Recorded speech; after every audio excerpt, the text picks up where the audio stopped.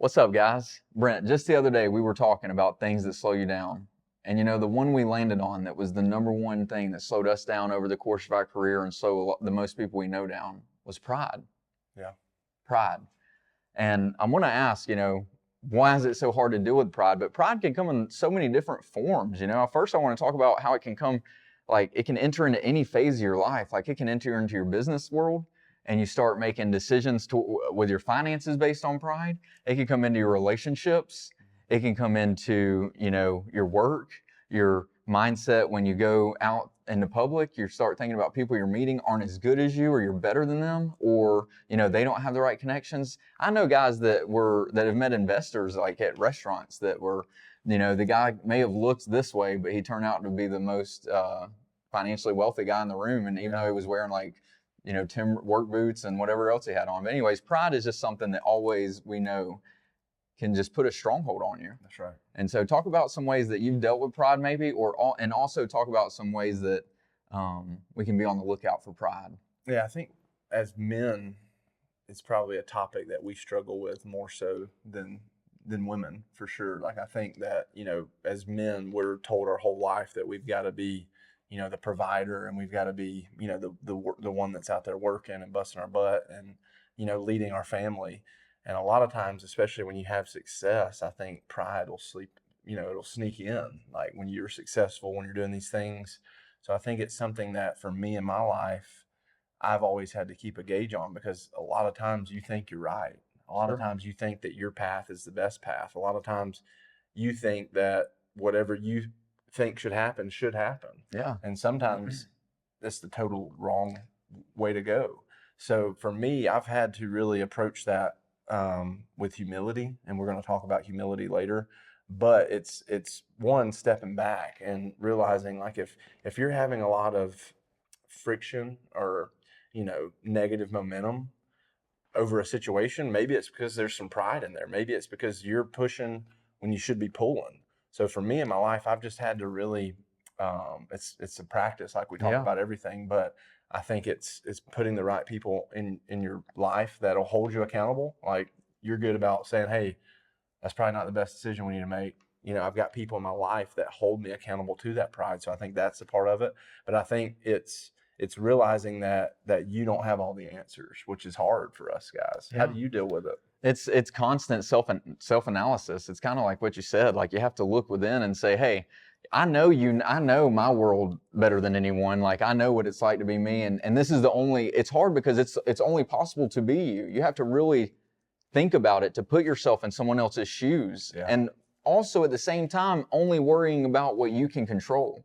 So there's like a balance to it. And so like you said, it's just a practice. I have to practice it always. I mean, there's times where, it may be my wife's talking and I'm like, I'll have to ask myself, am I trying to solve the problem or am I trying to win this argument? Because pride sneaks in and I'm like, no, you're wrong. And it's like, man, that's not what we're trying to do. We're trying to have a successful day, or we're really just trying to take, our kid to the park or whatever it is that day, not have an argument, or, we're trying to solve a problem when that stuff comes up. So it's always looking within is what I find. And so whenever I find pride swelling up or whatever, I always try to first look at the other person and just know, like Brent said, like, I don't have all the answers. And honestly, like, the way our businesses work, we do house flipping, real estate, and insurance. Like, without the people around us, I wouldn't be able to do it all. So what I'm saying is, like, we really have to watch our pride, because without the other people on our team, like this, all of our life isn't possible the way it works right now. Yeah. And so that's something things like that, I just have to constantly remind myself. That's right. Or else I'll get caught up in, hey, I'm right, or I studied, or I'm smart, or whatever it is that the pride shows up in the form. That's right. And I think as a business owner or a boss or whatever you want to title yourself, a leader, pride can come easier in that position when people are looking to you for answers. So even as a business owner, you still have to put these things in play to protect yourself from your pride. What's that saying? Pride comes before the fall. Yeah. So it's like, if you're not careful with the way that you treat your employees, with the way that you treat the people around you, and if you're so prideful that you're always just stepping on people your way to the top, eventually that fall is going to happen. So you have to protect yourself from this. It's something that, I fail at all the time, but luckily I'm trying to get better. Especially, I think you brought up a great point, your relationship with your wife. I think pride probably ends a lot of marriages. Oh, absolutely. Because people just can't get along and they think they're right and they can't see the other side of things. Yeah. And especially in a marriage, I think pride is so important, that you have a grip on pride Yeah. in the way that you treat your wife. Well, what we start doing is we start thinking about, for example, Brent and I were two separate people, but we run the same business together. Going back to the different part, they start looking at someone that's different than them in like a negative light. Mhm. When in reality, like I have a personality type and Brent's got a personality type. If we want our business to run the best way, like we need to let Brent's personality go and to let mine go, not try to cage one or the other in. Like, and that's the same in marriage. It's like you start looking at the other person like they're wrong or whatever, when reality it's just another like personality type, right. another point of view, another spot to come from. And if you can start thinking about them like that, it changes the way I thought about people. That's right. And especially, we always bring in the spiritual side, but another thing is just knowing like God loves the other people around you just as much as he loves me. You know? And God loves Brent. God loves me. And there's no love in pride, in my opinion, because you're not seeing that other person's side. You're not even if they're completely wrong, there's still a right way to handle that. And that can be, I think that's a big demise of people. If they are right, look out, because they're going to tell the whole world. They're going to remind you of it time and time again. Yeah, I hate to say I told you so, but I told you so. Like, pride is so critical to get a grip of. You have to have a grip on it, and the way that you treat people, the way that you interact with people, even if you are right, there's a way to handle that. Yeah. Respectfully. Yeah. And going back to our business relationship, if we were the exact same person, our business wouldn't work. It just wouldn't. There's things that he's great at that I'm not so good at. There's things that I'm great at that he's not so good at, and we work together. And a lot of times we have conversations where in the beginning we see things completely different, but by the end of the conversation, because we're calm, we talk about how he sees it, how I see it, we come to a mutual agreement and we move forward. That's powerful when you can have a relationship like that, Yeah. where you can let your ego go, let your pride go, and come to the best answer for the whole team. Yeah. And the way to get those relationships is to be the person that's like able to handle them. Like if you're a person that's always like pride's, I read a very convicting book. It was C.S. Lewis, Mere Christianity. And it said something along the lines of, if you're the person who thinks you have no pride, like you're the person with the most pride. And I was like, holy smokes, right now I thought like, man, I'm not that prideful. And I started doing some deep reflection, and I started seeing all the areas of my life where, pride can come in the form of just like wanting someone to be different. Like, dude, you don't get to control who other people are. Like, you get to control who you are. So like, say you're on a team at work or something, like you go to work and do your job at your highest level, even though the people around you may not have the capacity, you still worry about doing it your way and then help them.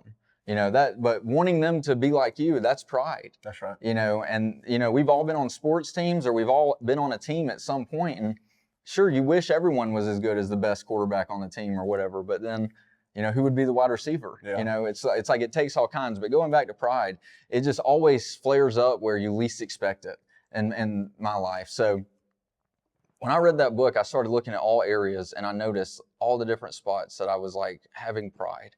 And I just started really focusing on them and trying to alleviate, how can I let the other person talk first? How can I do what's right for them instead? It's really part of the opposite of pride. Like he said, there's humility and there's love. And part of love is serving. So now when I feel those moments where it's like anger or I want something to change, I just try to love instead. Mm-hmm. And that's one way I've battled it. Yeah.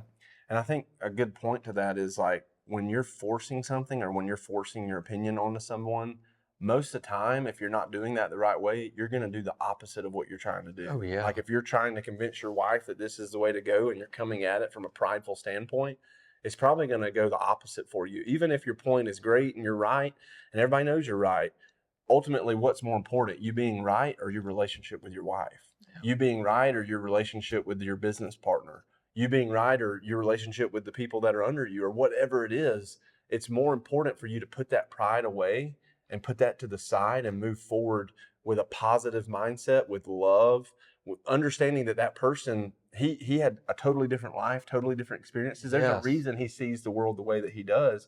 Yes. And who's to say that guy isn't right, and that's the thing. It's like you don't know what you don't know. Yeah, and everyone's perspective is like it's theirs. They're entitled to it, and it's up to them to decide, how to decipher things. It's not up to us. It's up to like them with God. But humility, I did want to come back to humility, because for me, humility it's a topic that we bring up a lot. We probably bring it up in a Bible study at least twice a month. Like, At it's least something, maybe every week. it might be every Bible study that we do, we bring up the word humility.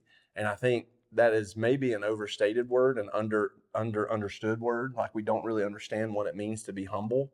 But humility is something that you have to put on every single day, especially as a man who's working. Like, I have big goals. Yeah. I want, thousands of apartments. I want all this stuff. And there's a lot of work that comes with that. There's also a lot of pride that could come with that. Think about people who are super successful. A lot of times they have a lot of pride. A lot of times they have a lot of ego, because they've done these things and they have these toys and they have this success in the world's eyes. But for me, I'm more concerned about, what does my Heavenly Father think about me? I don't want $1 million and everybody hate me. I don't want $1 billion and no influence, no real life change for other people. So I think the humility part for me reminds me that it's bigger than me. Yeah. It reminds me that I'm just here for a little bit of time. People probably won't remember me 10 years after I die. That's just reality. So that humbles me. That humbles me to say, like, let me be kind while I'm here. I think the financial stuff is great. I think having goals, and I hope that I get 1 million apartments one day, like, all those things I don't think are necessarily bad. But if pride and ego would come with that, I don't even want it.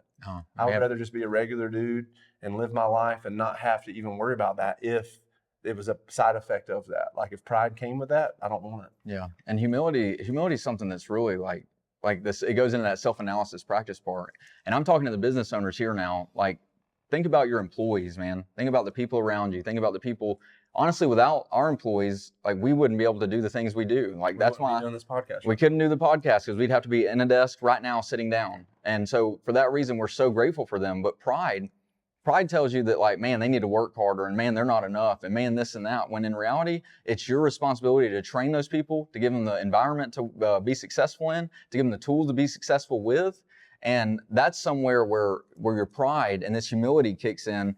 Every time I think about, okay, these guys, I may think like, hey, we have the employees and, they need to be doing this. Well, if I humble myself and say, man, without these employees, we couldn't do anything.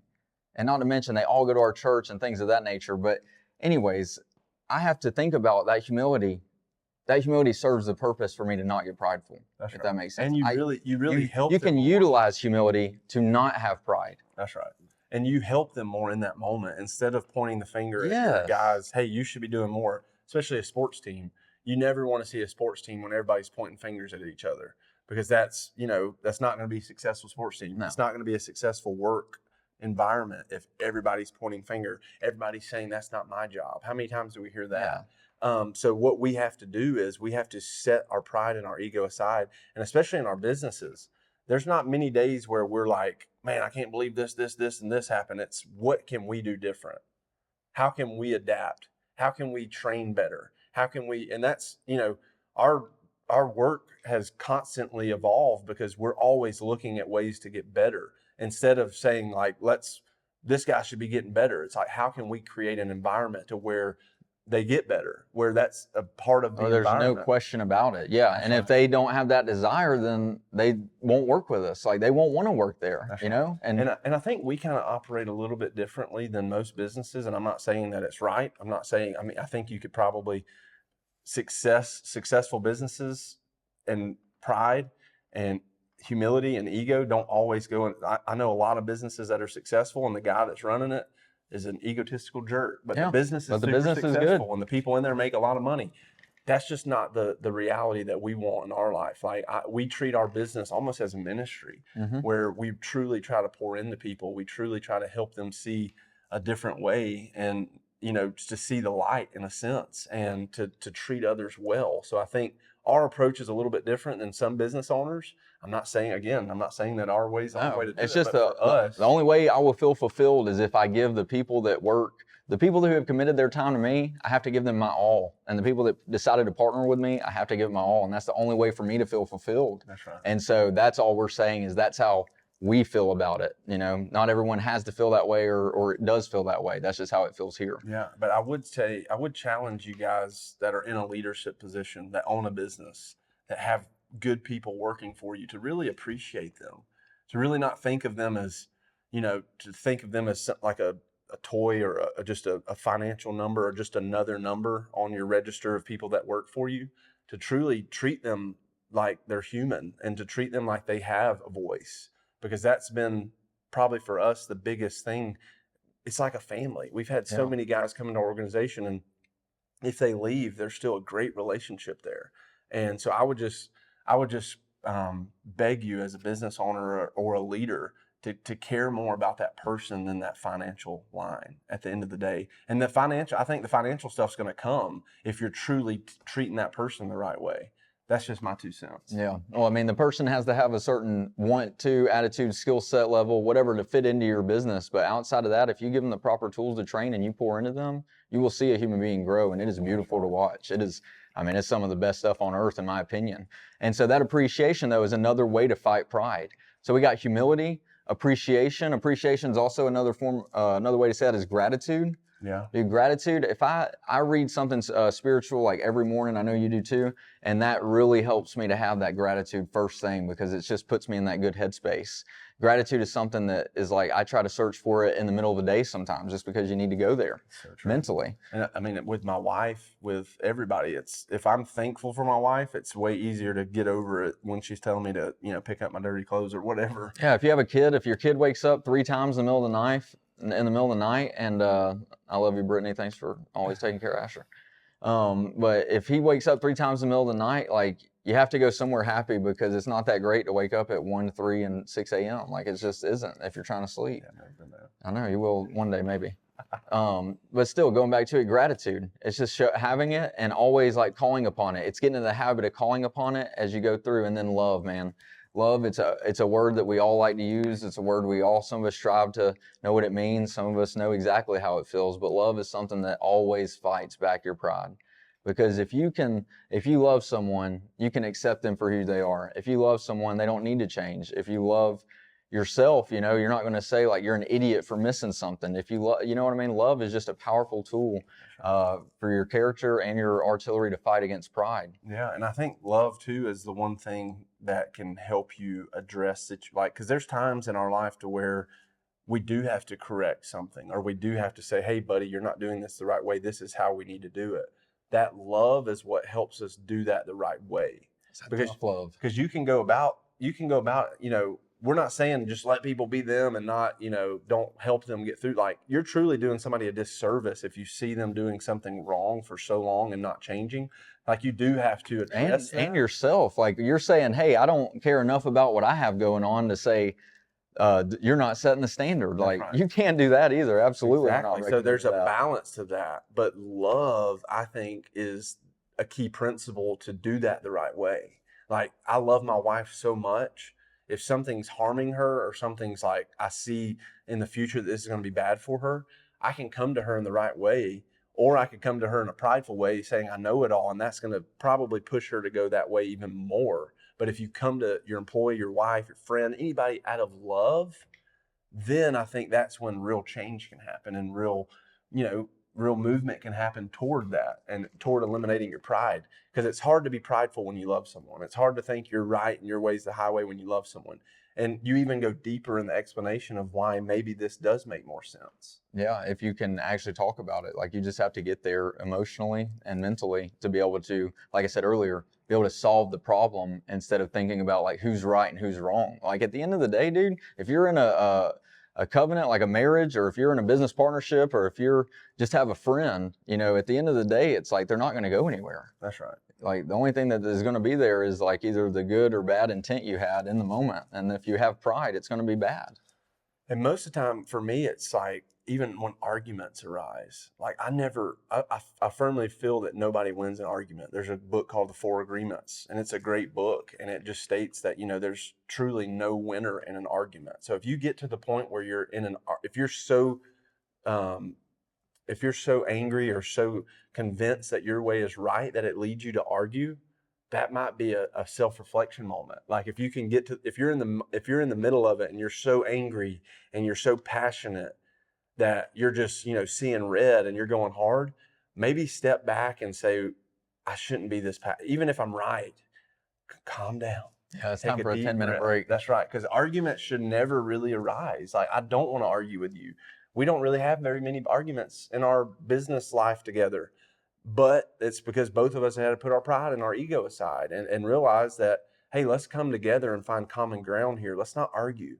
Let's not yell at each other. And, I fall short at that sometimes, but it's something that I'm really working on. It's like, because sometimes our passion can come across as like, this guy's mad, but that's not the case for me most of the time. But I do have to have a firm grip on that. And I think love, like if I'm truly loving this person, it's going to be hard for me to get to the point where I'm so angry that I'm yelling. Yeah. And And love more so like yanks them up to the next level. Like you guys are just trying to, it's something to remind us ourselves all the time is like whoever you're working with is probably working on like the same thing as you. Whoever you're going to church with, probably trying to do like the same kind of deal with you. Whoever's on your baseball, football, softball team is probably trying to like win the championship just like you are. So it's just finding that, like you said, common ground and just moving forward, That's just right. pushing through. And just a side note, we talked last week kind of about the real estate market and crypto market, stocks and everything. Bitcoin hit 47,000 today. So if you're having pride and thinking that Bitcoin is dumb, maybe you should think about it and just reconsider because it's up big time. And I think with the spot ETF, it's just going to continue to go up. So maybe, and this isn't financial advice, just do some research on Bitcoin. And I think eliminate your pride. It's better than the U.S. currency, really, when you really understand it. So that's another thing that you can eliminate your pride on. That just came to mind. Yeah, you're not wrong. Bitcoin's popping off today, man. I would just look at it, man. If you're feeling weird about cryptocurrency, just go only Bitcoin. Don't look at all the other ones. Just go buy some Ethereum, Bitcoin. I wouldn't go with the Dogecoin. The Dogecoin, I feel weird about it. It could. People are making money on it, but you just got to be careful. You can't. There's been so many people miss opportunities because of pride. Like, oh yeah, thinking they were right, like thinking that was a dumb idea. Yeah. Like so many opportunities. Like I wish I was one of those guys with Bitcoin. That just happens to be what we're talking about. 5 years ago, people were telling me about Bitcoin. I was like, that's the dumbest thing that I've ever heard. But how many millionaires were made? And then I started buying it 3 years later, but I actually understood it. Yeah. So and sometimes instead of just saying no to something because it's different, maybe educate yourself and then make that call instead of just, no, I don't understand it. That's dumb. So, yeah, I agree. Well, guys, thanks for tuning in again, and we'll see you guys next time. See you guys.